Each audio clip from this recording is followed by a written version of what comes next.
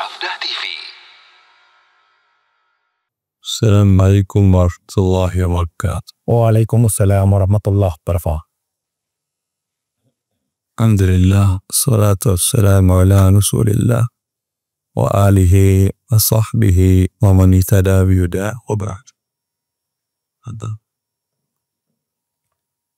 Bismillahirrahmanirrahim.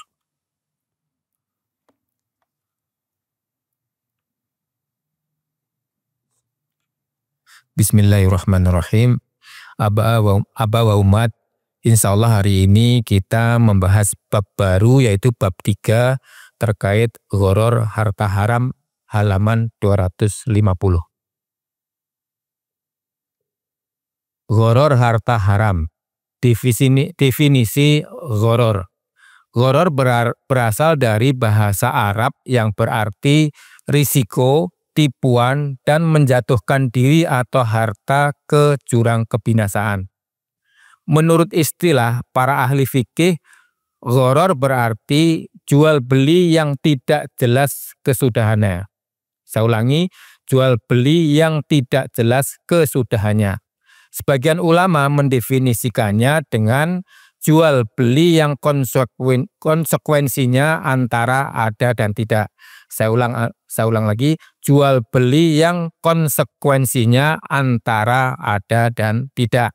Misalnya, penjual berkata, "Aku jual barang yang ada di dalam kotak ini kepadamu dengan harga Rp100.000.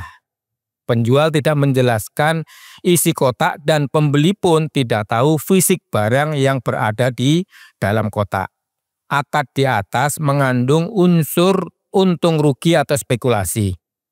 Bila salah satu pihak mendapat keuntungan, maka pihak lain mengalami kerugian. Inilah hakikat dari gharar. Pembeli kotak yang tidak mengetahui isinya dengan harga Rp100.000 mungkin mendapat untung jika ternyata isi kotak adalah barang seharga Rp130.000 dan mungkin mengalami kerugian jika ternyata isinya hanya seharga Rp90.000. Ya. Gharar, ketidakjelasan objek, ketidakjelasan akad, itu yang dilarang. Adapun ketidakjelasan untung dari sebuah usaha, dari sebuah transaksi, ini tidak dilarang. Anda beli barang jelas, akadnya, barangnya jelas, harganya jelas, tapi kemudian tujuan Anda untuk dijual. Namanya beli dengan modal Rp50.000 per item. Mungkin Anda bisa jual Rp100.000, mungkin Rp90.000, mungkin di bawahnya, mungkin pun tidak laku sama sekali. Ini memang tidak jelas juga dari awal, tetapi ini bukan gharar.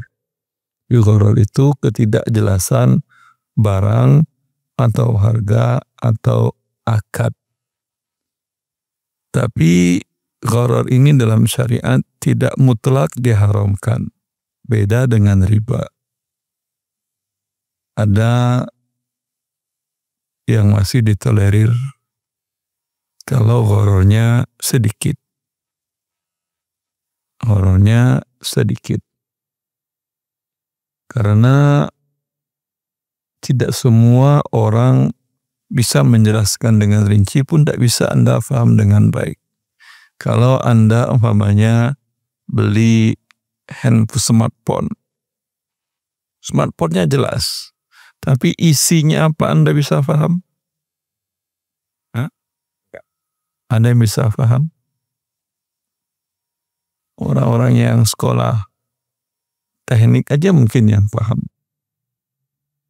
Kemudian selain hardware-nya, software-nya ada yang bisa paham? Hanya anak-anak IT aja yang paham.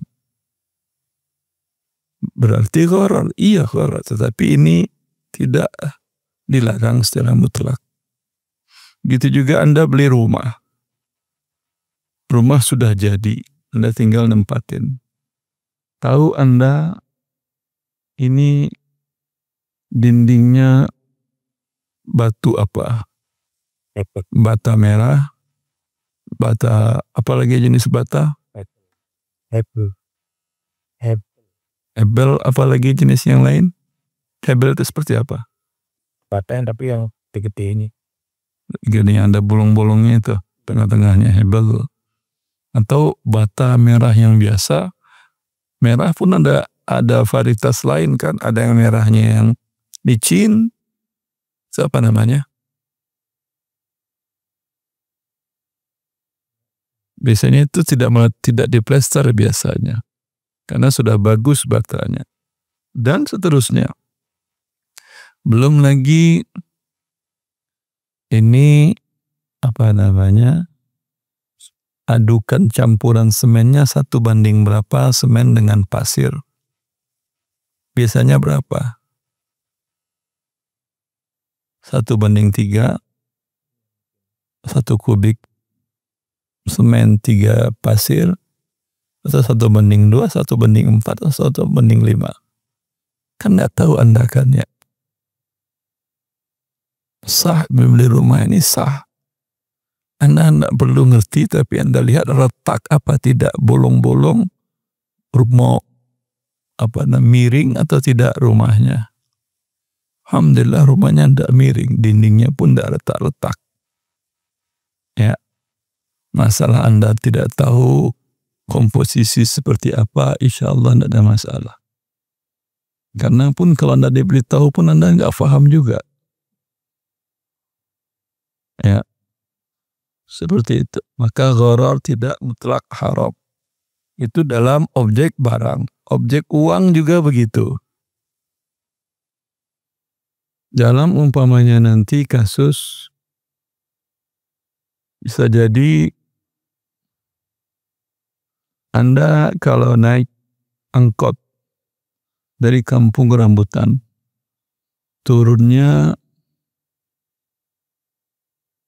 di Plaza Cibubur. Biasanya tahu harganya kan ya. Tapi kalau 1 kilo setelah Pasar Cibubur atau 1 kilo sebelumnya tahu enggak Anda harganya? Enggak tahu kan ya. Tapi kan Anda naik aja kan. Buktinya enggak tahu, nanti Anda tanya berapa bang. Berarti kan enggak tahu kan ya. Ini gharar apa tidak? Gharar. Tidak jelas berapa bayarannya. Tahu-tahu dia bilang 1 juta, berani Anda. Begitu juga Anda naik taksi, Anda kan tidak tahu berapa nanti yang harus Anda bayar. Dia bilang hanya per kilometer sekian, buka pintu 9.000, per kilometernya berapa per kilometernya kalau taksi?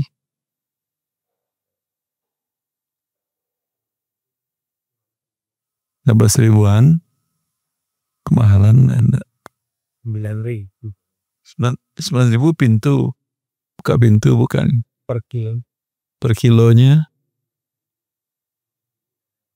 16.000, anggap 16.000. Biasanya buka pintu lebih mahal dari per kilo, tapi anggaplah iya. Anda kan tidak tahu bisa jalannya sesuai dengan yang diarahkan Google, bisa jadi berbeda. Gharar atau tidak?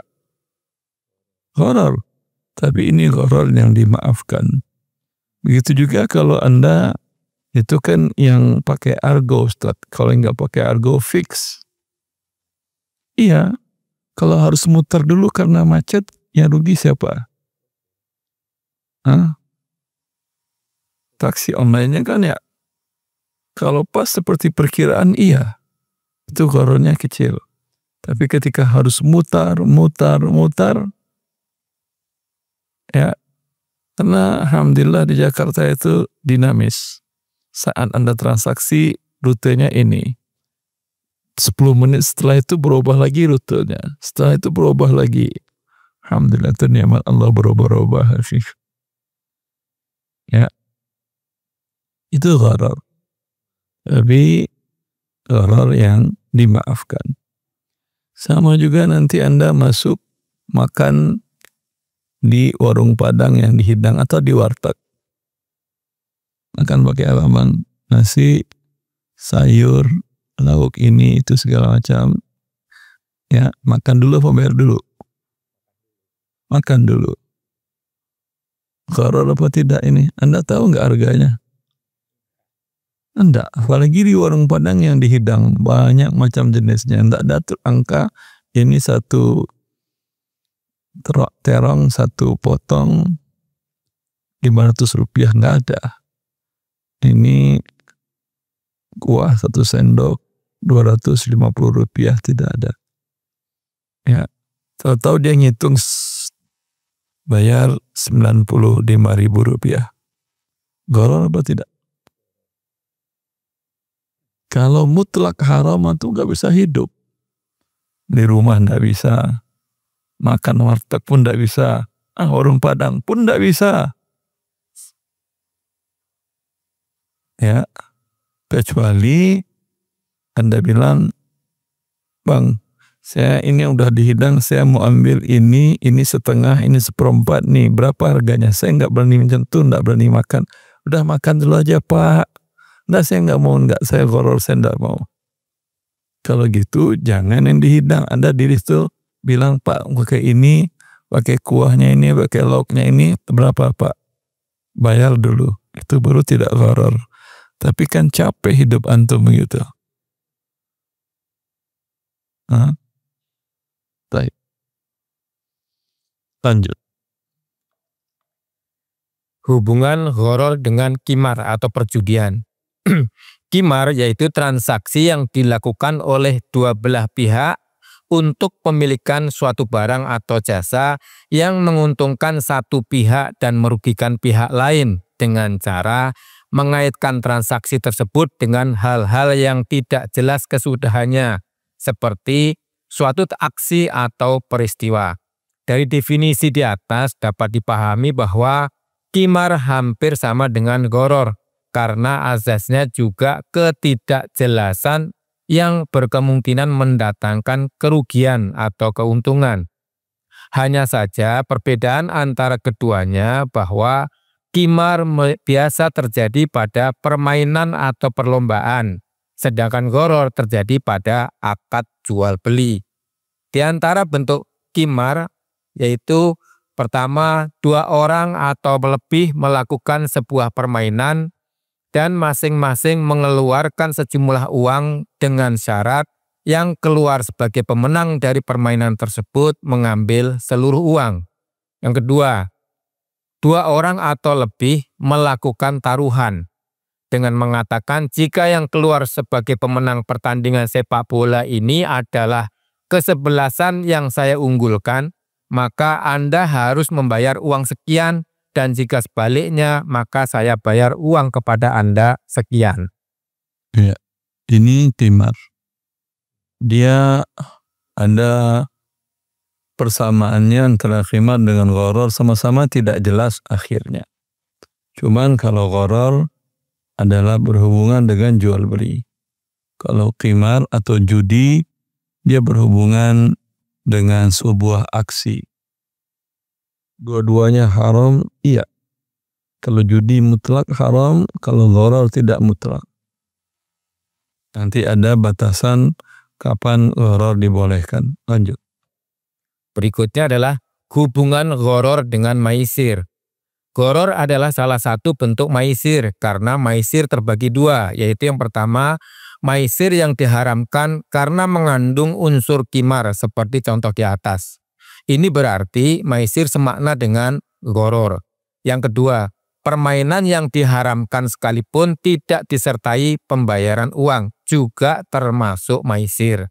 Sebagian ulama salaf ketika ditanya tentang maisir, ia menjawab, segala bentuk permainan yang melalaikan dari sholat dan zikrullah termasuk maisir. Pendapat ini diperkuat oleh Ibnu Taimiyah dan Ibnu Qayyim serta mereka menukilnya dari mayoritas para ulama. Menurut mereka, sebab diharamkannya maisir bukanlah karena mengandung unsur spekulasi, akan tetapi karena maisir melalaikan seseorang dari sholat, zikrullah, dan menimbulkan kebencian serta permusuhan. Sedangkan fungsi uang hadiah hanyalah sebagai penarik orang untuk ikut serta dalam permainan tersebut. Iya, Anda main Ya, tanpa ada yang kalah bayar atau ini. Ya, tapi karena disorak-sorakin oleh teman-teman para pendukung sehingga muncul kebencian satu yang lain pada main tadi. Ini walaupun tidak ada judinya, hukumnya pun haram maisir. Lanjut. Hubungan gharar dengan qur'ah.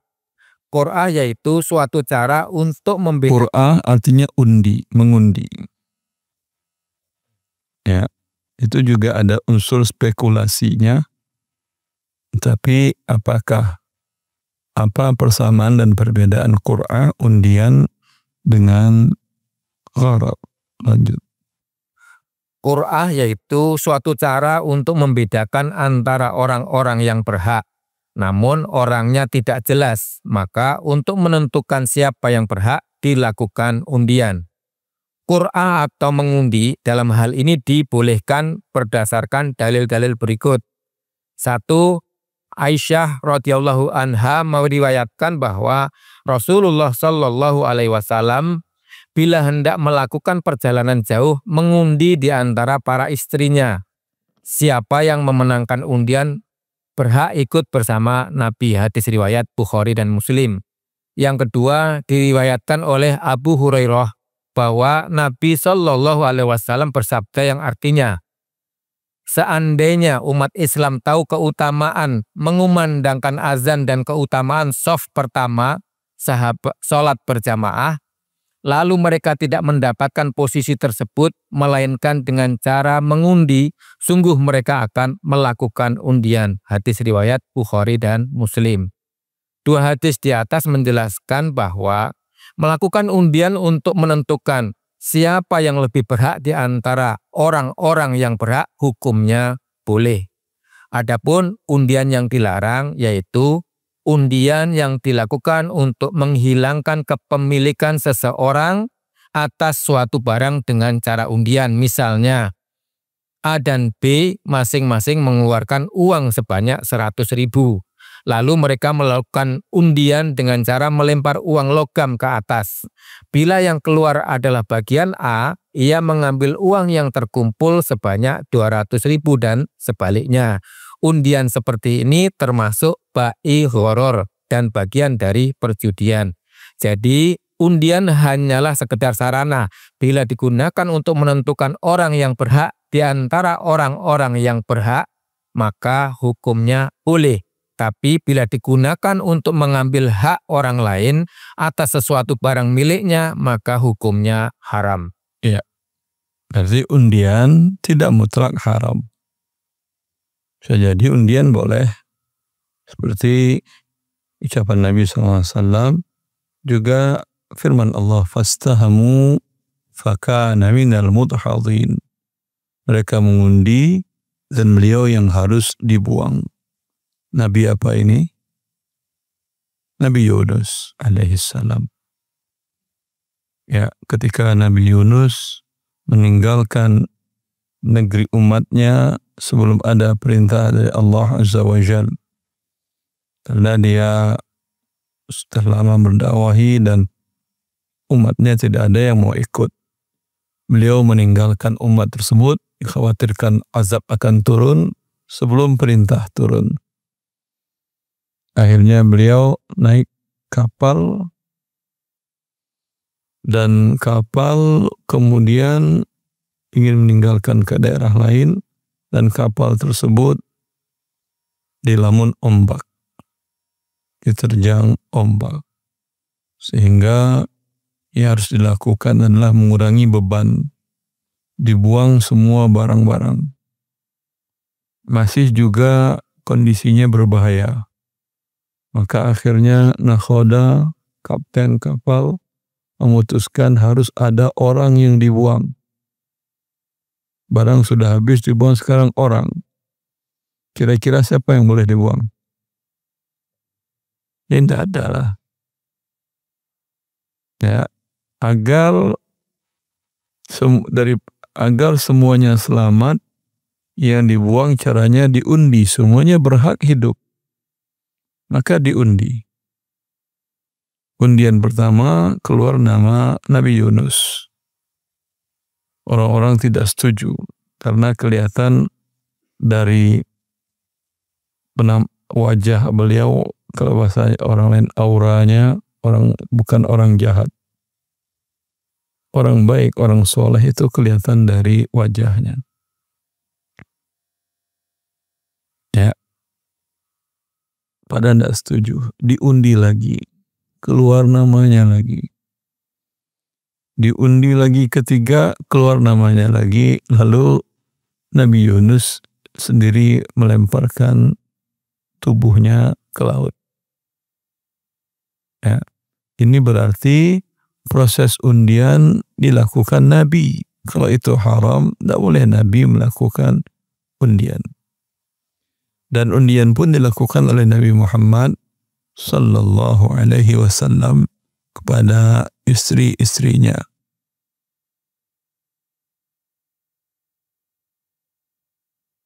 Ya, lanjut.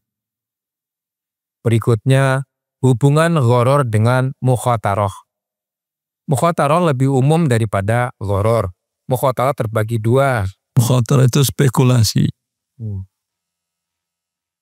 Yang pertama, mukhatarah yang disebabkan oleh ketidakjelasan barang atau harga.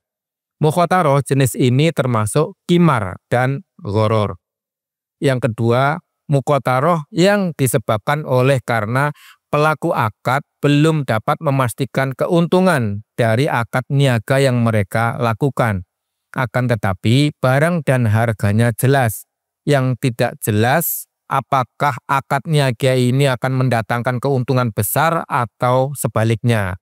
Mukhatarah jenis ini dibolehkan dan tidak termasuk gharar karena seluruh akad niaga tidak terlepas dari mukhatarah jenis ini. Ibnu Taimiyah berkata, tidak ada satupun dalil yang mengharamkan seluruh bentuk mukhatarah.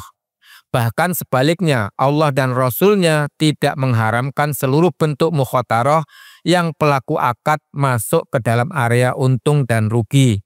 Karena seluruh pelaku niaga mengharapkan keuntungan dan menghindari kerugian. Dengan demikian, mukhatarah jenis ini dibolehkan berdasarkan dalil dari Al-Quran, hadis, dan ijma'. Dan seorang pedagang dapat disebut mukhatir atau spekulan. Ya. Yang paling tinggi spekulasinya pedagang sayur. Ya, dia beli di pasar induk jam 3 malam, jam 12 siang kalau sudah tidak laku jadi sampah kan ya. Cuman 9 jam. Tinggi spekulasinya. Tapi kenapa mereka mau jualan spekulasi tinggi? Dan apakah spekulasi tinggi menjadi haram? Jawabnya tidak. Kalau haram tidak ada tukang sayur lagi, akhi. Nah, kalau saham itu kan juga spekulasi tinggi. Ya, spekulasi tingginya tidak ada masalah. Kalau jelas. Ya. Yang dibelinya jelas sayurnya. Ya. Kemudian yang tidak jelas apakah ini laku atau tidak. Itu yang belum jelas pada saat dia beli. Ini dia para pedagang sayur itu 9 jam cuman masanya. Dan tidak pernah dia beli, terima dulu pesanan. Kalau bank penakut, bank nggak berani jual kalau tidak ada yang pesan. Kalau pedagang sayur, spekulan tingkat tinggi dia. Kenapa mereka masih mau?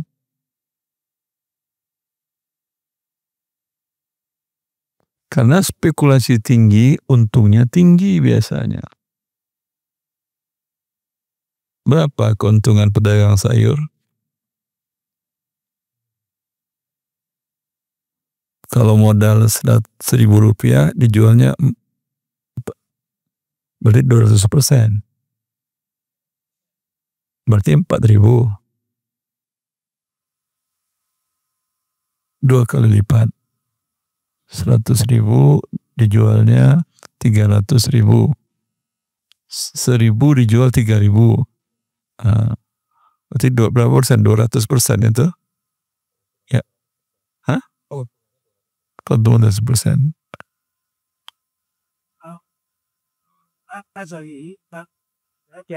Karena takutnya banyak tapi isu apa jualannya sana dan karya tapi saya nanti habis kaya. Insya Allah nanti saya jawab ya Pak ya. Pertanyaannya sabar ya Pak, nanti ada. Sekarang masih penjelasan dari saya dulu ya Bapak. Biar tidak bercabang-cabang. Ingatkan nanti pertanyaannya. Ya. Karena labanya besar. Pedagang minyak goreng, beras, itu bisa setahun tidak laku pun bahkan harganya naik. Ya, tapi untungnya tipis. Untungnya tipis. Maka Allah Maha Adil. Yang risikonya tinggi diberikan laba yang tinggi dan besar. Selagi barangnya halal dan jelas.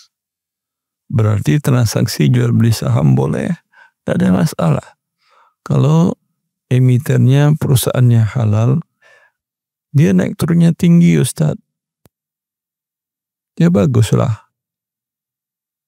Ya, asal jelas perusahaannya halal, kemudian perusahaannya tidak ada pinjaman ribanya, kemudian juga tidak ada menempatkan dananya di bank riba, kok asalnya halal. Baik, lanjut. Berdasarkan hal di atas, maka jual beli yang dilakukan secara cepat terhadap beberapa jenis barang seperti saham yang mengandung unsur spekulasi tinggi karena pembeli kemungkinan mendapat keuntungan dalam beberapa saat, atau sebaliknya tidaklah dianggap qimar apabila rukun dan syarat jual beli terpenuhi. Ya, di antara rukun dan syarat jual beli terpenuhi, barang yang boleh dijual sudah dimiliki dan sudah diterima. Biasanya kalau orang yang trading saham, dagang jual beli saham itu perusahaannya halal, emitennya halal, tidak ada ribanya. Tapi serah terima itu ketika beli tidak langsung serah terima. Pencatatan namanya, settlementnya butuh 3 hari kerja. Kalau Anda beli hari Senin, Selasa, Rabu, Kamis, baru tercatat di bank custody, itu milik Anda. Ya, baru sudah Anda terima. Itu yang baru boleh Anda jual. Berarti Jumat baru boleh jual. Ini pada para trader saham tidak ada begitu dia. Pagi dia beli jam 11, jam 1 lompat naik 100% dia lepas. Ya, ini pembeli kemudian sore naik lagi, pembeli kedua dia jual lagi. Sebelum tutup naik lagi, pembeli yang ketiga jual lagi. Ini yang terjadi adalah menjual barang yang belum diterima. Dalam Islam ini hukumnya diharamkan dan mirip perjudian. Karena belum diterima itu hakikatnya ini bukan yang ditujukannya adalah barang, tetapi yang ditujukannya adalah perputaran uangnya ketika naik turunnya. Ya. Lanjut. Berikutnya, hukum bai ghoror. Bai ghoror hukumnya haram berdasarkan Al-Quran dan hadis. Dalil haram bai ghoror dari Al-Quran adalah firman Allah Ta'ala yang artinya, hai orang-orang yang beriman, sesungguhnya khamar, berjudi atau berkorban untuk berhala, mengundi nasib dengan panah adalah termasuk perbuatan syaitan. Maka jauhilah perbuatan-perbuatan itu agar kamu mendapat keberuntungan. Sesungguhnya syaitan itu bermaksud hendak menimbulkan permusuhan dan kebencian di antara kamu, lantaran meminum khamr dan berjudi itu dan menghalangi kamu dari mengingat Allah dan sholat, maka berhentilah kamu. Surat Al-Maidah ayat 90-91. Dalam ayat di atas, Allah mengharamkan perjudian dan gharar merupakan salah satu bentuk perjudian.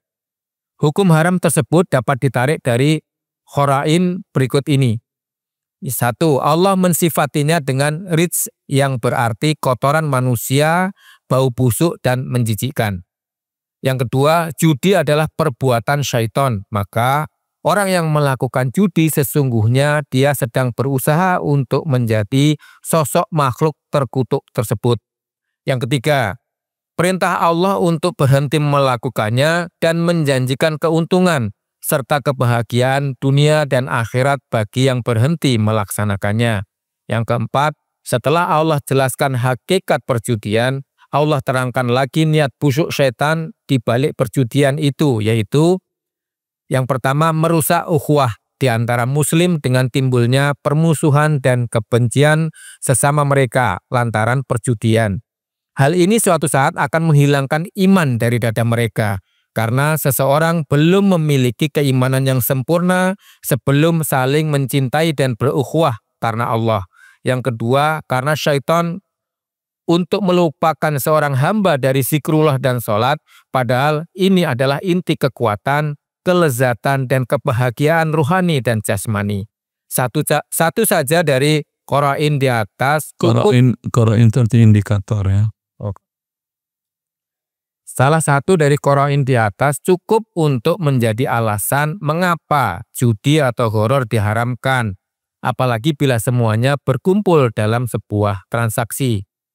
Dalil haram bai gharar dari hadis diriwayatkan dari Abu Hurairah radhiyallahu anhu bahwa Nabi Shallallahu alaihi wasallam melarang jual beli hasyah atau jual beli tanah yang ukurannya ditentukan dengan sejauh lemparan batu, dan juga melarang jual beli gharar. Hadis riwayat Muslim.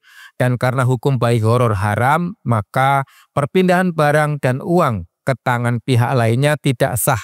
Status barang dan uang di tangan pihak pelaku transaksi adalah haram. Ya, lanjut. Berikutnya kriteria gharar yang diharamkan. Ya, jadi gharar tidak mutlak haram seperti riba. Bila terpenuhi kriteria ini, dia menjadi haram. Bila tidak terpenuhi, kembali kepada hukum asal transaksi adalah boleh. Silakan. Kriteria gharar yang diharamkan. Keharaman riba bersifat mutlak. Riba diharamkan baik sedikit maupun banyak. Berbeda halnya dengan gharar. Gharar hanya dihukumi haram bila mana terdapat salah satu kriteria berikut. Yang pertama, nisbah gharar dalam akad besar. Berarti kalau ghararnya besar, haram. Kalau kecil, halal. Ya, kalau sedang-sedang,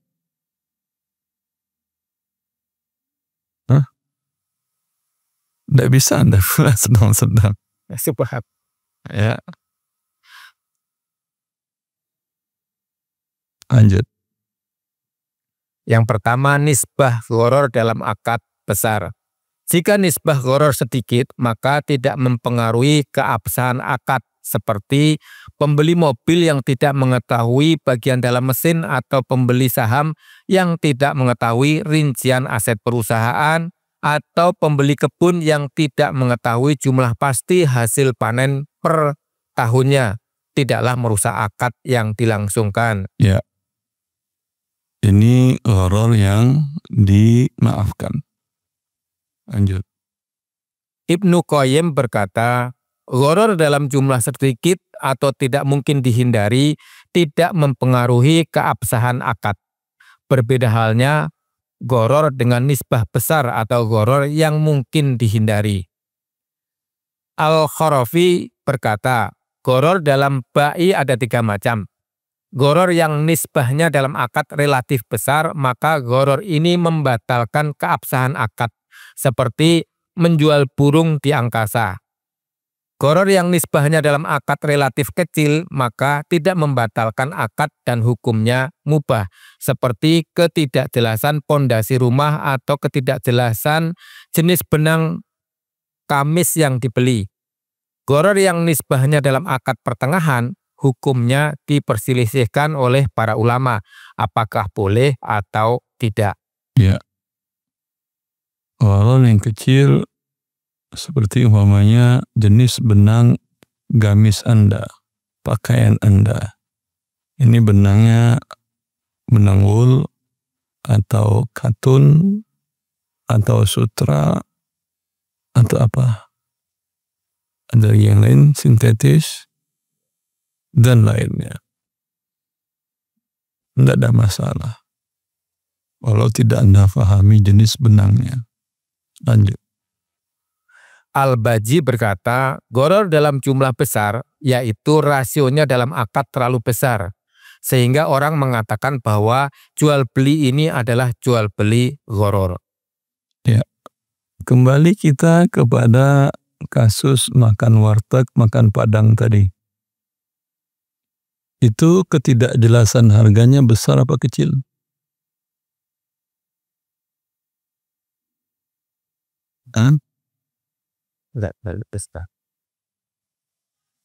Besar apa kecil? Kecil. Anda biasanya makan warteg biasanya berapa kalau di pinggiran Jakarta seperti di Bekasi sini? 15.000. Ya. Kalau di warung Padang, kalau yang hidang berapa? 100.000, 80.000, 100.000, segitulah ya. Ya, ketika Anda minta ini tanpa nanya harganya di warteg, tahu-tahu dia bilang 250.000 Pak. Kaget Anda kan ya? Kenapa Anda kaget? Ambil untungnya Pak. Karena ini di luar kebiasaan. Kan itu Anda kaget.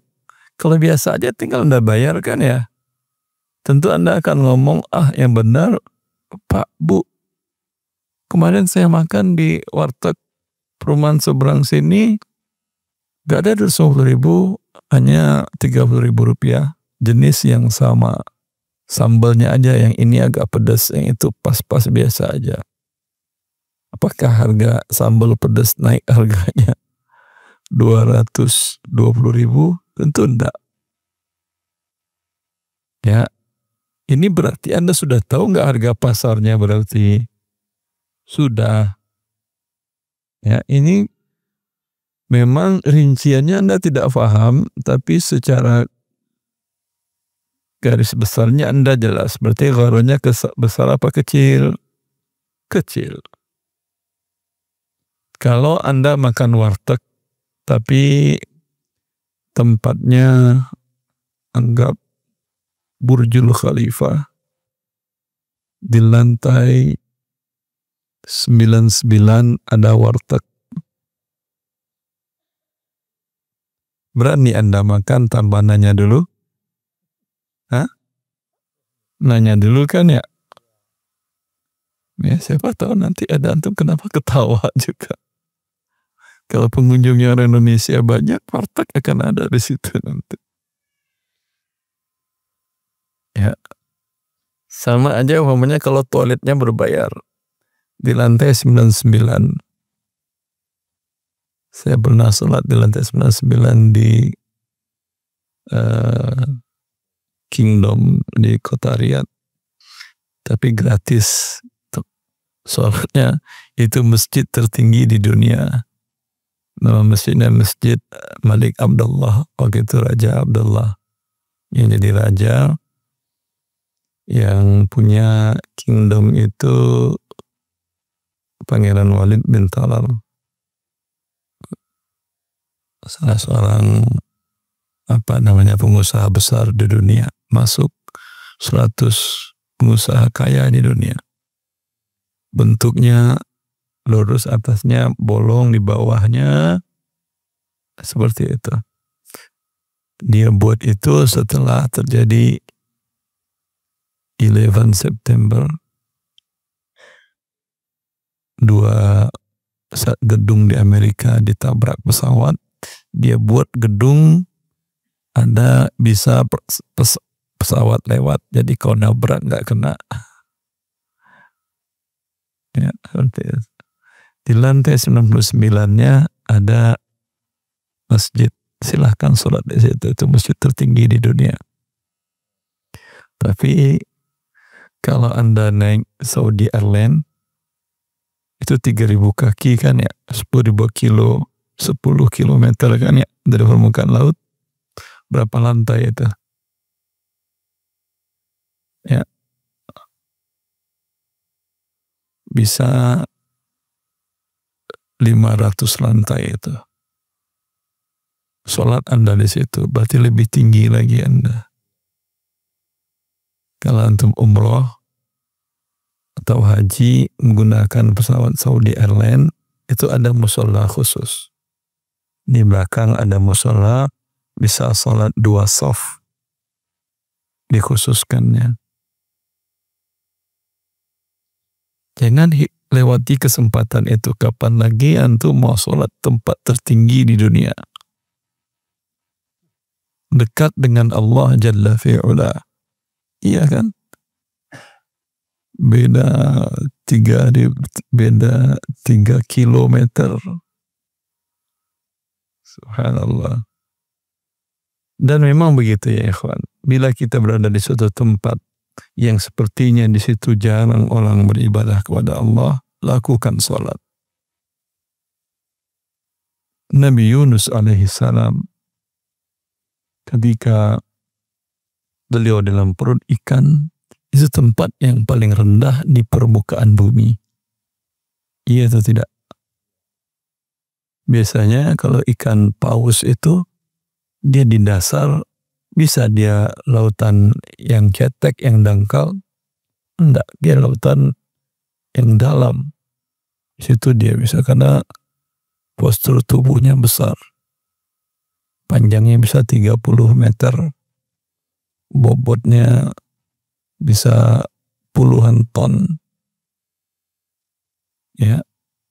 Dan di laut dalam itu dia, ketika Nabi Musa alaihissalam, Nabi Yunus alaihissalam berada dalam perut ikan, beliau bertasbih kepada Allah.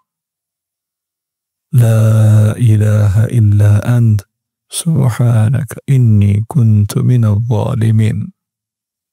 Terdengar oleh malaikat di arsy Allah. Ini suaranya sepertinya sering kita dengar suara makhluk yang ini, kata malaikat.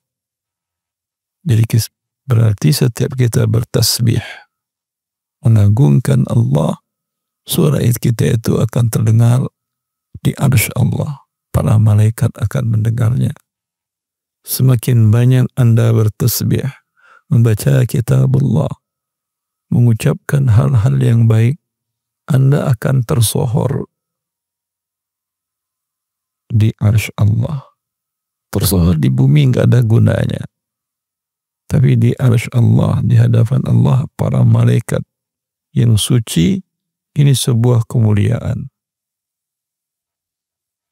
Para malaikat mengatakan, tapi ini suaranya jauh banget ke dalam. Allah mengatakan, itu suara hambaku Yunus. Dia meninggalkan kaumnya. Maka ikhwani wa akhwati fillah, bila kita berada di tempat, ya, lakukan sholat, lakukan zikir. Naik gunung Anda, berada di lantai manapun, berada di ketinggian berapapun, sholat. Naik pesawat, naik kapal laut, sholat. Ya. Karena suara Anda akan didengar oleh Allah Jalla fi'ula, dan didengar oleh para malaikat Allah yang berada di sekitar Allah Jalla fi'ula. Perbanyak berzikir, sehingga ketika Anda susah,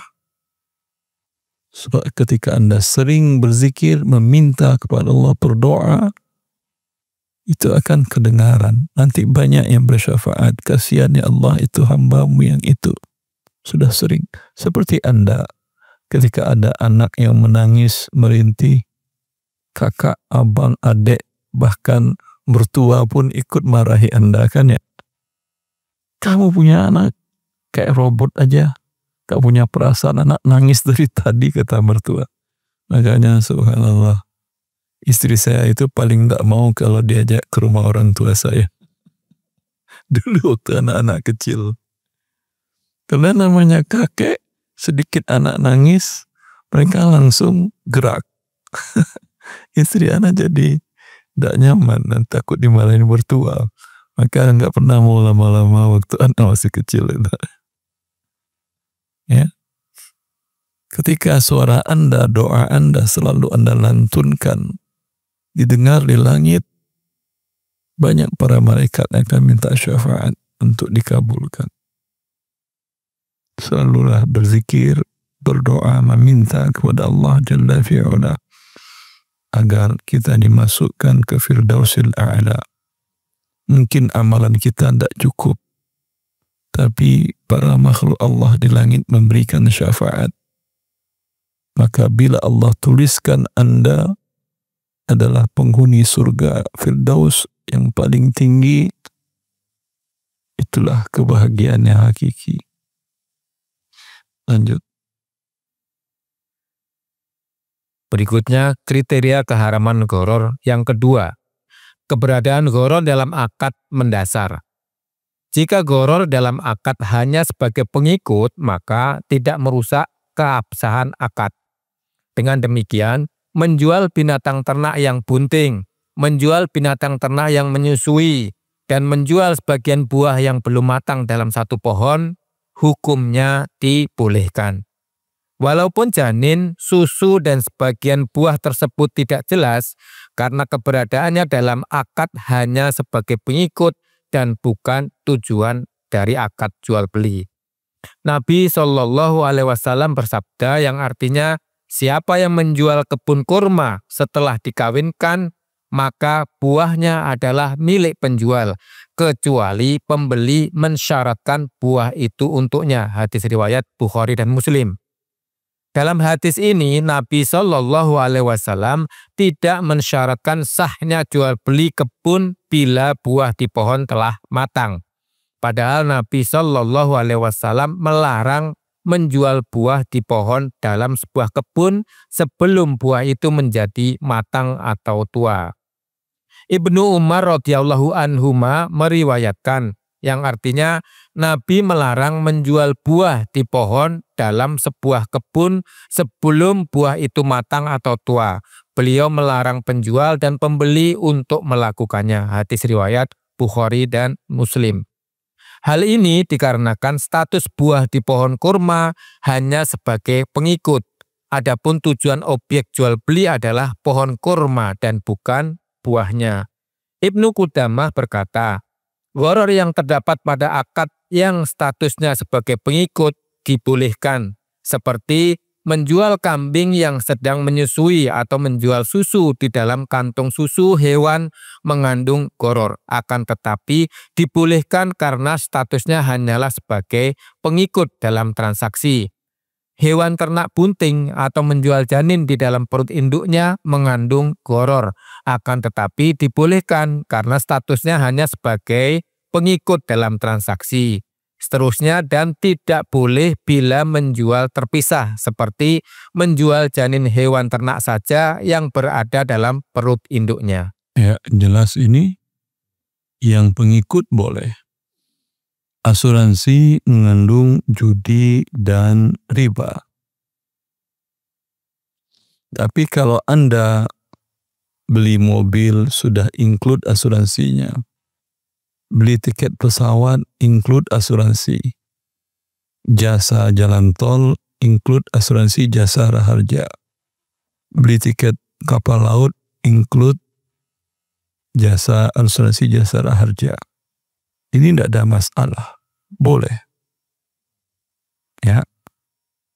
Maka karena tujuan Anda bukan asuransinya, adalah jasa transportasi memindahkan Anda dari satu tempat ke tempat yang lain. Kalau itu menjadi tujuan asuransinya, dia menjadi haram.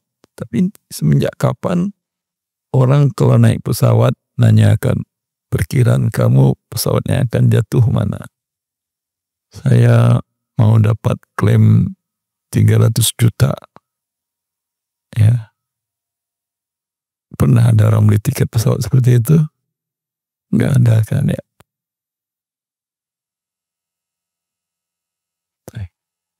Nah, kalau dia mengikut di dalam akad boleh. Ini yang sering ditanyakan bila beli rumah ke lembaga keuangan syariah. Umumnya lembaga keuangan syariah mengharuskan dengan asuransi. Tinggal Anda katakan udah include-in aja.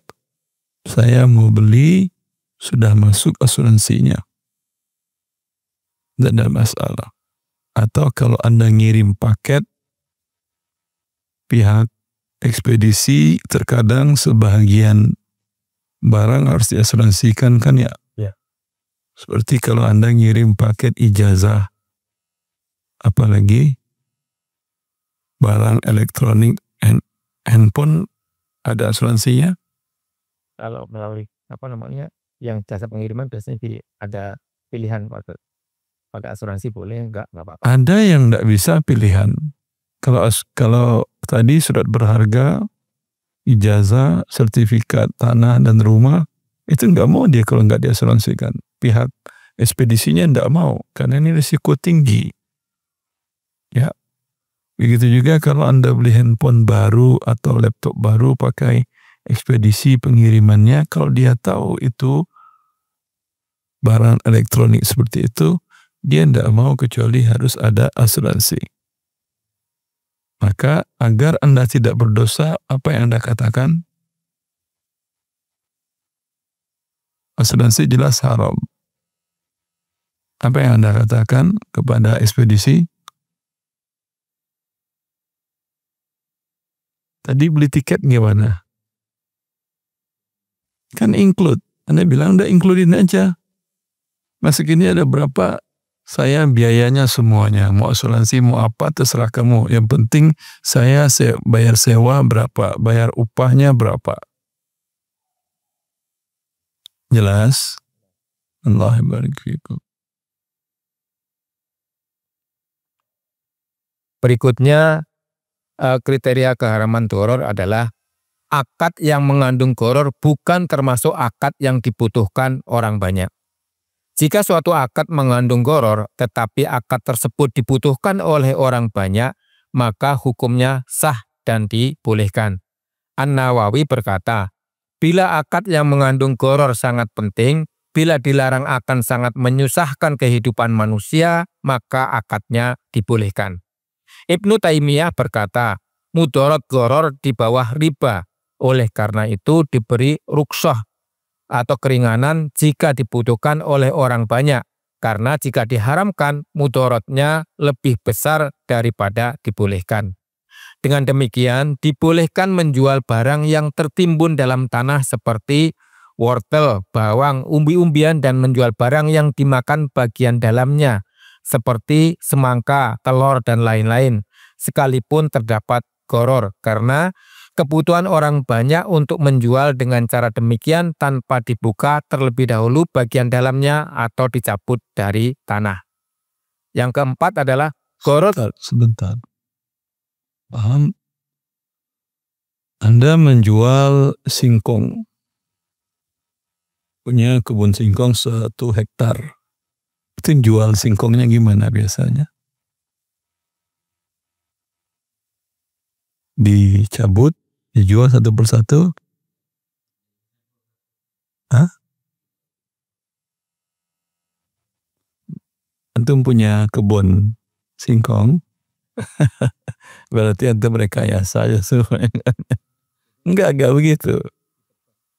Biasanya datang pembelinya, dia bilang ini singkong 1 kilo ini saya perkirakan isinya 5 ton. Ya, 3 hektar ini 5 ton per kilo, harga pasar per hari ini Rp50. ada Rp50 per kilo, anggap Rp1.000 per kilo, kali 5 ton, berarti berapa? 50 juta, 50 juta, nih 50 juta. Gitu mereka beli. Gharar apa tidak ini? Hah? Gharar. Kalau dia cabut dahulu semua isinya, saya mau beli cabut 5 hektar. Apa yang terjadi? Apa yang terjadi? Tidak terbayang nanti apa yang terjadi. Hancur harga singkong di pasar selama 15 hari. Karena ini dalam seminggu akan busuk. Ya. Dan dia panen 5 hektar. Ya, paham? Mudaratnya besar. Biasanya dia beli, nanti dia ambil. Mungkin hari ini untuk dijual besok, dia ambil seluas 100 meter persegi di titik itu dulu. Besok dia ambil lagi segitu. Sehingga harga pasar stabil, dan bukan masalah stabil saja, tidak jadi sampah. Ini kalau dia langsung cabut 5 hektarnya, nggak mungkin 5 tonnya, nggak mungkin juga laku. Walau dijual ke pabrik. Dan pabrik biasanya nggak mau beli seperti itu. Dia beli sudah untuk hari ini, produksi hari ini sudah dibuat dalam waktu 1 tahun. Dia nggak berani juga ngambil main seperti itu. Ya, maka ini tentu jadi sampah. Nikmat Allah jadi sampah boleh? Enggak boleh. Dari satu sisi, maka ini menjadi kebutuhan. Maka Ibnu Taimiyah membolehkannya. Kemudian tadi sebelum dia cabut, sebelum ditimbang, dia sudah bilang tadi berapa ton? 5 ton. Itu gharornya besar apa kecil? Hah? Saya maafkan Anda semuanya karena Anda nggak ngerti bisnis seperti ini. Ya, tapi bagi para pebisnis ini kecil. Saya waktu ngajar S2 di IPB, mereka kan ada jurusan ekonomi syariah. Mahasiswa ada yang bilang, benar Ustaz, saya sambil kuliah saya juga sewa lahan masyarakat, saya tanamin paya Pak Ustaz, kata dia. Itu kalau panen, pembelinya bilang, ini lihat aja deh Ustaz, 1 hektar, 2 hektar, karena dia lihat aja, muter, dia lihat, ya bilang, ini semuanya 2 ton 330 kilo. Ya. Per kilonya saya beli Rp5.000 dikali. Dibayarnya. Itu dituruninya beda 5 kilo, 7 kilo selisihnya.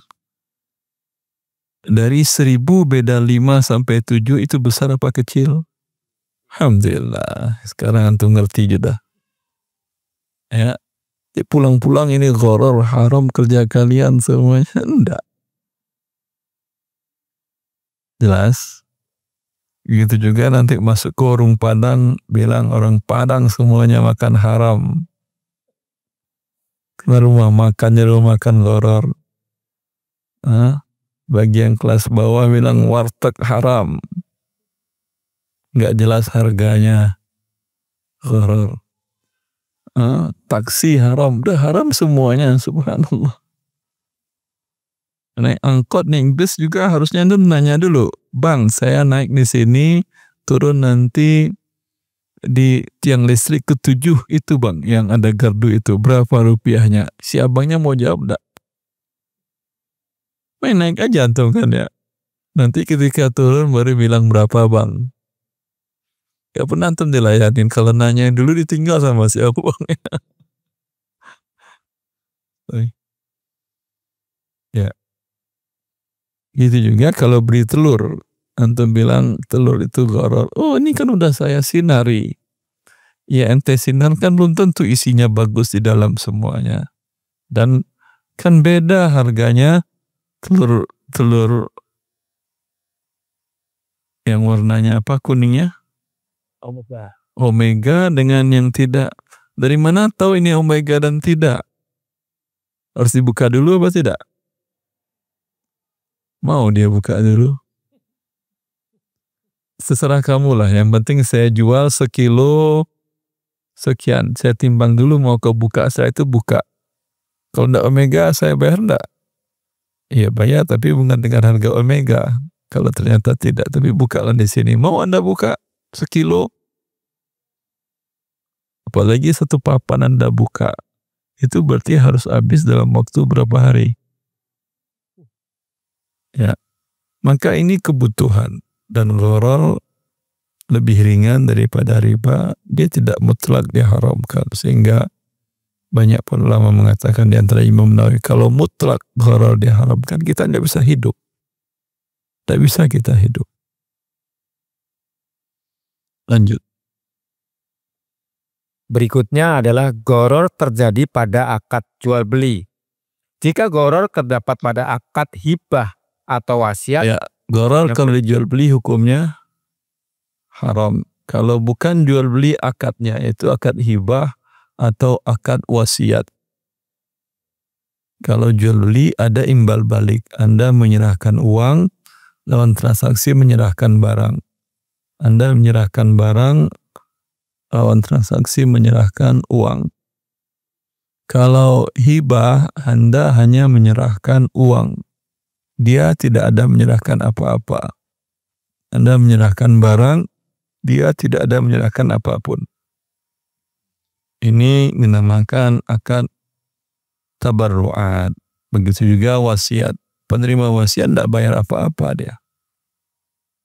Ini gharar boleh. Lanjut. Jika gharar terdapat pada akad hibah atau wasiat, hukumnya dibolehkan. Misalnya, seorang bersedekah dengan uang yang ada dalam dompetnya, padahal dia tidak tahu berapa jumlahnya. Atau seseorang yang menghadiahkan bingkisan kepada orang lain. Orang yang menerima tidak tahu isi dalam bingkisan tersebut. Bisa jadi bernilai mahal, bisa juga tidak. Akad ini sah walaupun mengandung gharar. Rasulullah Shallallahu Alaihi Wasallam bersabda yang artinya, tidak satu dinar pun dari harta warisanku dibagi. Seluruh harta yang kutinggalkan setelah dikeluarkan nafkah istri-istriku serta gaji pekerja yang mengurus, maka harta warisanku aku sedekahkan. Hadis riwayat Bukhari dan Muslim. Jumlah sedekah yang diberikan Nabi Shallallahu Alaihi Wasallam tidak jelas atau termasuk gharar karena nafkah istri dan gaji para pekerja tidak dapat diperkirakan saat Nabi Shallallahu Alaihi Wasallam berwasiat. Mungkin naik harganya, mungkin juga turun setelah Nabi Shallallahu Alaihi Wasallam wafat. Ini berdampak terhadap tidak jelasnya jumlah sedekah Nabi Shallallahu Alaihi Wasallam. Dengan demikian, maka gharar yang terdapat pada akad hibah, sedekah, dan wasiat tidak mempengaruhi keabsahan akad. Dari dalil ini, para ahli fikih membuat sebuah kaidah yang artinya gharar dalam akad hibah tidak merusak akad. Ya. Anda diundang menghadiri walimahan resepsi pernikahan tetangga kerabat. Anda bawa hadiah dalam amplop. Gharar apa tidak? Hah? Ya gharar lah. Boleh. Boleh karena dia bukan jual beli. Kalau jual beli tidak boleh. Saya beli makan siang ini dengan yang ada dalam amplop ya. Tidak boleh. Bisa 100.000 isinya, bisa 5.000, bisa 10.000, bisa 50.000, dan seterusnya. Bisa juga ucapan barakallahu laka wa baraka. Ajama bainakum fi khair. Ya. Tapi karena akadnya ini hibah, pun menu makanan disediakan akadnya hibah, bukan jual beli. Mau makan, mau enggak ada masalah. Ini hanya penghormatan dari tuan rumah yang sedang berbahagia menikahkan anaknya atau keluarganya. Begitu juga kalau tetangga mau memberikan hadiah ke tetangganya. Biasanya ditutup, iya atau tidak? Anda bilang, goror, buka dulu.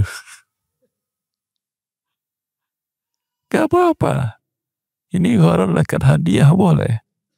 Tapi kalau hadiahnya akan dipertukarkan, seperti ada kegiatan ibu-ibu wali murid bertukar hadiah. Apa nama kegiatannya itu?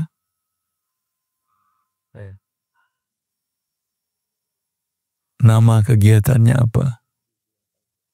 Tukar kado. Ya, diberitahukan masing-masing bawa kado tertutup, harga berkisar antara 100 sampai 150 ribu rupiah. Tapi tidak ada penjelasan masing-masing barang apa. Karena dia tukar menukar, kalau satu pihak seperti tadi Anda ngasih tetangga, ngasih wali murid yang lain tertutup, itu tidak ada masalah. Tapi ini bukan sepihak. Anda ngasih, dia pun ngasih. Itu kan bertukar kado kan ya. Kalau hanya dia yang ngasih, Anda nggak ngasih, jadi nggak kegiatannya. Anda boleh diikutin nggak? Saya nggak bawa kado, boleh nggak saya masuk? Boleh nggak? Ya enggak. Berarti ini tukar menukar. Tukar menukar jual beli atau hibah. Hah? Tukar menukar masuk jual beli. Sekarang barangnya tidak diketahui. Termasuk yang dilarang? Jawabannya iya. Jelas? Kalau mau bilang tukar kado, ya jangan bilang angkanya. Yang mau memberikan kado silahkan berikan ke siapa yang dia sukai, boleh. Yang mau tidak pun tidak apa-apa. Nah, itu tidak ada masalah. Tapi harus tukar menukar. Kamu ada kado nggak? Enggak, saya sama yang lain dah. Ada kadonya, ada. Ayo tukar menukar kita. Itu tidak boleh. Atau dibilang dulu ini barangnya apa? Ini pena. Ini barangnya buku harta haram. Buku pun dibilang. Karena harga buku beda-beda. Ya. Ada cetakan lama, cetakan baru. Harganya beda. Kalau cetakan lama lebih mahal atau lebih murah? Tergantung kebutuhan pembelinya.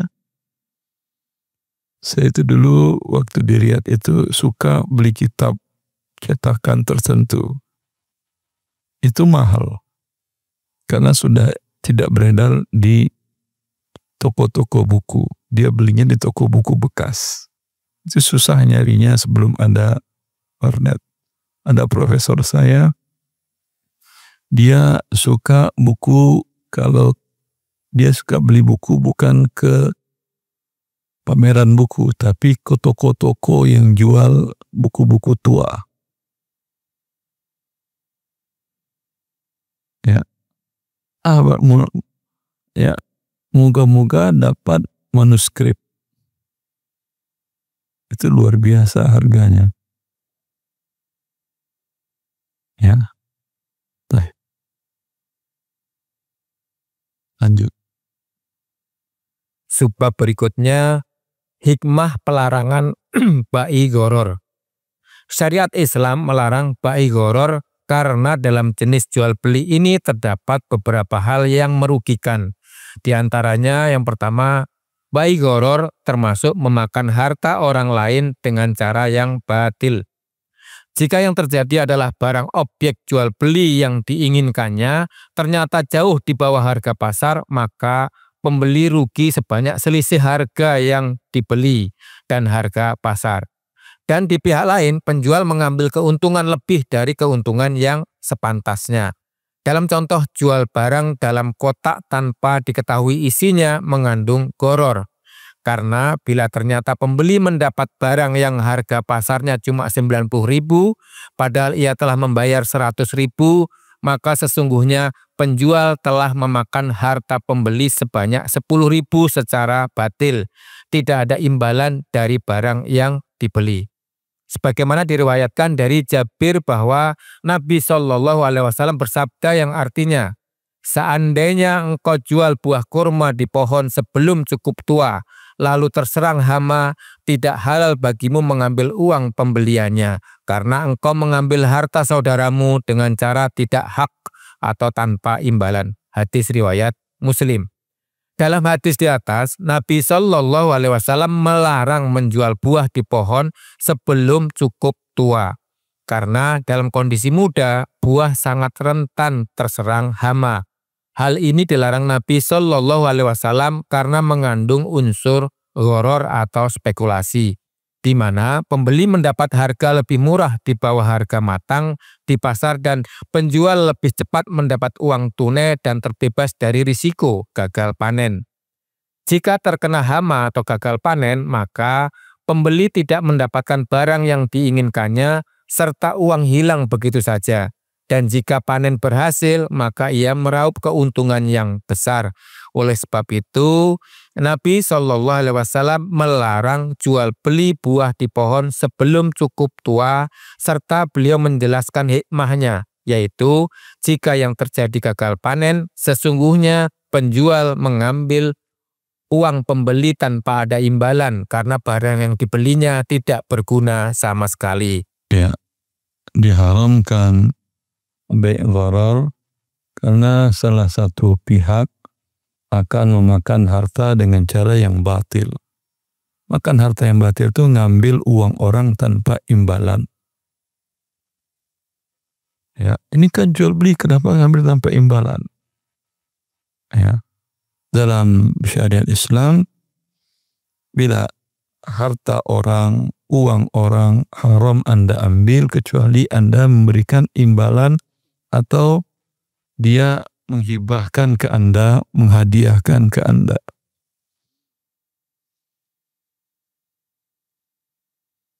Bila imbalan tadi harus sesuai dengan nilai pada saat itu, agar tidak makan hartanya dengan cara yang batil. Maka karena itu dalam Islam pajak diharamkan. Kenapa? Karena uang Anda diambil, Anda dapat apa? Dapat sesuatu imbalannya? Tidak. Oh, mengelola negara.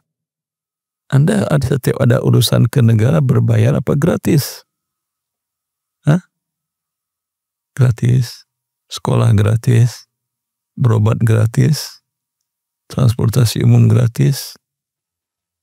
Sampai bikin KTP pun, padahal gaji mereka dari pajak Anda bayar. Bikin paspor pun bayar, bukan pengganti kertas, bukan, berbayar. Dan mereka sudah dikaji. Ya, berarti diambil tanpa imbalan. Jelas. Dan itu Islam mengharamkan mengambil harta tanpa imbalan. Bila ada imbalan pun tidak boleh bila tidak sesuai dengan barangnya. Umpamanya, bila Anda menjual pena ini, harga normalnya 20.000. Tapi karena pembeli tidak tahu, dia bilang, wah ini bagus, berbunyi. Ah, bunyi. Oh iya bagus nih. Oh iya. Ditulis, muncul tulisan bagus. Coba saya nulis. Oh iya bagus ya tulisannya Ustaz. Ya bagus. Karena kamu saya jual 50.000. Dia beli. Padahal harga pasarnya berapa tadi? 20.000. Berarti 30.000 imbalan apa? Hah? Enggak ada. Jelas. Berarti 30.000 didapatkan oleh penjual, itu tidak ada imbalan dia makan harta yang batil, walaupun jualan. Begitu juga jualan yang mengandung unsur gharar tadi. Ketika salah satu pihak yang dirugikan, tidak ada imbalan dia barangnya atau uangnya tadi. Lanjut. Yang kedua, bai gharar dapat menimbulkan permusuhan sesama muslim. Di antara prinsip dasar Islam, menciptakan suasana saling menyayangi, mengasihi, dan mencintai sesama pemeluknya, sehingga mereka bagaikan saudara seketurunan dan bagaikan satu tubuh. Maka, apapun hal yang dapat merusak sendi-sendi prinsip ini dilarang dalam Islam, termasuk jual beli gharar.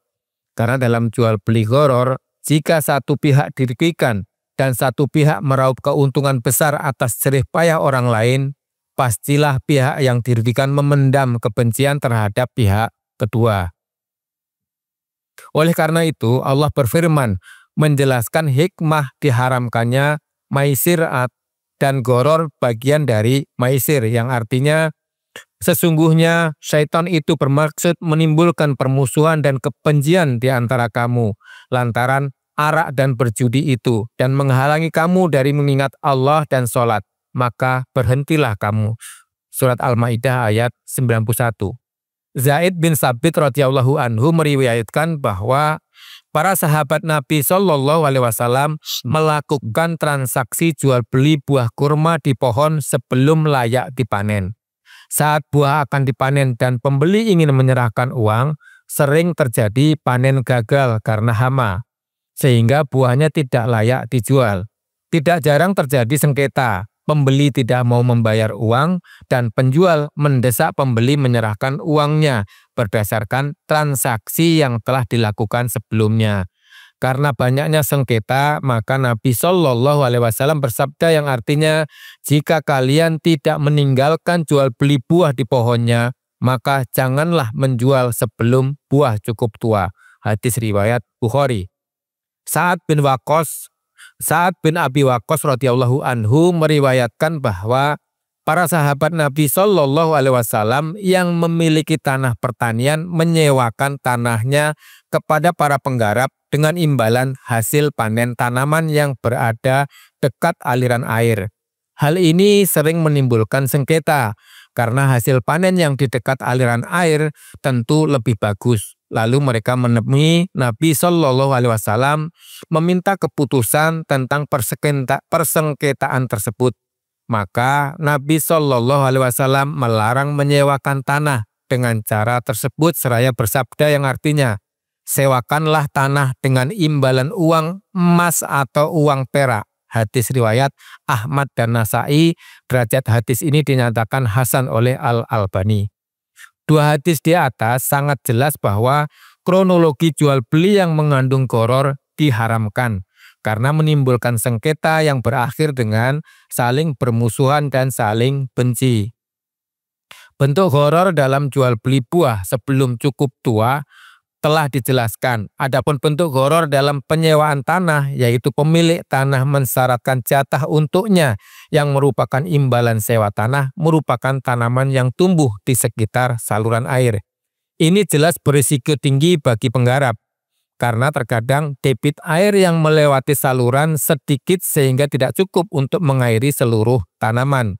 Hanya cukup untuk mengairi tanaman di sekitar saluran. Maka tentu hasil panen jatah pemilik tanah lebih besar dibanding penggarap. Dan terkadang debit air banyak dan cukup untuk mengairi seluruh tanaman dan hasil panen jatah pemilik tanah dan penggarap berimbang. Spekulasi ini yang dilarang Nabi Shallallahu alaihi wasallam. Dan beliau memberikan solusi bahwa tanah disewakan dengan uang karena nilai uang emas atau perak relatif stabil, maka unsur spekulasi dapat ditekan seminimal mungkin. Dan tentu solusi yang ditawarkan Nabi Shallallahu alaihi wasallam sangat adil bagi kedua belah pihak. Yang ketiga, mengumpulkan harta dengan cara untung-untungan dan judi menyebabkan seseorang lupa mendirikan sholat dan zikrullah serta menghancurkan dan menghilangkan keberkahan harta. Hikmah ini sangat jelas tertuang dalam ayat 91 surat Al-Maidah. Ibnu Qayyim berkata, bila engkau renungi perihal perjudian, tak ubahnya seperti khamr atau arak. Bila dilakukan sedikit, akan tertarik untuk melakukannya lebih banyak lagi, sehingga seseorang akan lalai dari melakukan hal-hal yang disukai Allah. Yang keempat, mengalihkan konsentrasi berpikir dari hal yang berguna kepada memikirkan keuntungan yang bersifat semu, sehingga pelakunya terbiasa malas bekerja, tidak perlu bersusah payah. Yang kelima, hikmah diharamkannya bai gharar yang tidak kalah pentingnya, yaitu dapat menghancurkan ekonomi sebuah negara, bahkan ekonomi dunia. Krisis ekonomi global yang melanda dunia pada tahun 2008 yang bermula dari Amerika, di antara faktor penyebabnya adalah gharar dan perjudian di bursa. Para kreditur menyerahkan sertifikat properti mereka kepada pihak bank sebagai agunan. Kemudian pihak bank melalui bank-bank investasi menjadikan sertifikat-sertifikat tersebut sebagai underlying untuk dijadikan surat berharga atau securitization. Setelah diasuransikan, surat berharga tersebut masuk bursa internasional dan diperjualbelikan dengan cara-cara yang diharamkan Islam, yang mengandung gharar dan judi seperti short selling, option, buy on margin, futures, dan lain-lain. Surat hutang yang disebut sebagai securitization berbasis subprime mortgage dibeli oleh lembaga-lembaga keuangan di dunia kecuali lembaga keuangan syariah, karena transaksi ini disebut baidain li ghairi man huwa alaih, yang diharamkan syariat bila tidak sama harganya dengan yang tercantum dalam surat hutang. Saat kredit di sektor properti tersebut menjadi macet sampai pada taraf yang mengkhawatirkan, otomatis lembaga-lembaga keuangan yang berinvestasi pada surat berharga berbasis subprime mortgage mengalami kerugian besar karena menurunnya nilai pada alat investasi yang telah ditanamkan. Maka terjadilah krisis ekonomi Amerika yang menjalar ke seluruh ekonomi dunia. Dr. Rafiq Al-Misri, peneliti senior ekonomi Islam di Islamic Development Bank, menegaskan dalam bukunya Al-Asmah Al-Maliyah Al-Alamiyah saat menganalisa faktor-faktor penyebab krisis ekonomi global, diantaranya adalah gharar dan qimar. Ia berkata, judi diharamkan oleh semua agama, tetapi sistem ekonomi kapitalis melegalkannya dalam bentuk lotre, perlombaan, judi di bursa, dan lainnya. Jika saja para pendukung sistem kapitalis berusaha menciptakan teori-teori untuk melegalkan riba, akan tetapi untuk melegalkan judi, mereka sama sekali tidak menciptakan teori pendukung. Judi begitu marak, sehingga orang-orang menyebut bursa dengan kasino klub perjudian. Bahkan sistem ekonomi kapitalis disebut juga kapitalis kasino dan judi. Hampir seluruh transaksi di bursa berdasarkan spekulasi harga. Spekulasi sangat berperan menciptakan kenaikan harga sebuah saham, jauh melampaui harga sesungguhnya dari nilai buku, atau menjatuhkan harga saham jauh di bawah nilai sebenarnya. Begitu juga hampir seluruh transaksi di bursa tidak bertujuan untuk serah terima fisik barang. Baik penjual maupun pembeli tidak menginginkan barang, tetapi tujuan mereka adalah pertaruhan laba melalui transaksi forward dan future. Tidak pernah terjadi serah terima fisik barang. Yang terjadi hanyalah penyelesaian selisih dua harga. Dari hal-hal tersebut di atas, terciptalah ekonomi semu spekulatif, bukan ekonomi realistis. Bagaikan gelembung sabun kelihatan besar tetapi di dalamnya kosong. Suatu saat pasti meletus. Ini yang terjadi dengan kenaikan nilai modal di bursa. Nilainya menjadi naik tanpa alasan yang jelas, murni karena aksi para spekulan. Yang cukup. Semoga bermanfaat. Wallahu waliyut taufiq. Wa sallallahu ala nabiyyina Muhammad wa alihi wa sahbihi wasallam. Assalamualaikum warahmatullahi wabarakatuh. Waalaikumsalam warahmatullahi wabarakatuh.